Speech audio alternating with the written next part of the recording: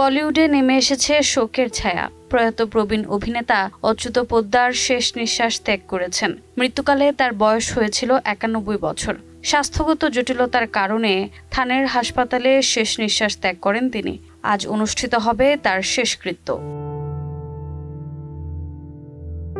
সিনেমায় জায়গা করে নেয়ার আগে অচ্যুত পোদ্দার ছিলেন ভারতীয় সেনা কর্মকর্তা। পরে কাজ করেছেন ইন্ডিয়ান অয়েলে। কিন্তু অভিনয়ের প্রতি অদম্য ভালোবাসায় তাকে টেনে আনে রূপালী পর্দায়। ১৯৮০-এর দশকে শুরু হয় তার অভিনয় যাত্রা, আর ৪ দশকেরও বেশি সময় ধরে তিনি ছিলেন বলিউড ও মারাঠি সিনেমার এক পরিচিত মুখ।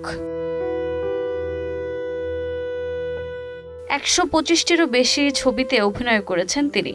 আক্রোশ, অর্ধসত্য, তেজাব, পারিন্দা, রাজু বান গয়া জেন্টলম্যান, দিলওয়ালে, রঙ্গিলা, বাস্তব, হাম সাথ সাথ হ্যায়, পরিণীতা থেকে শুরু করে 3 ইডিয়টস প্রতিটি চরিত্রে দর্শক পেয়েছেন এক বহুমুখী অভিনেতার ছাপ। বিশেষ করে রাজকুমার হিরানির ব্লকবাস্টার 3 ইডিয়টসের কঠোর অথচ স্নেহশীল অধ্যাপকের ভূমিকায় তিনি হয়ে ওঠেন ঘরে ঘরে পরিচিত মুখ। তার সংলাপ ক্যা বাত হে আজও পপ কালচারের অংশ।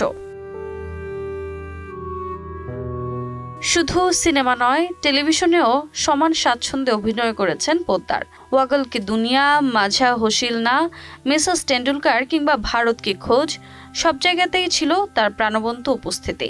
ভক্ত ও সহকর্মীরা তাকে স্মরণ করছেন এক নিবেদিত প্রাণ, নম্র শিল্পী হিসেবে যার অবদান ভারতীয় সিনেমা ও নাট্যমঞ্চে অমলিন হয়ে থাকবে।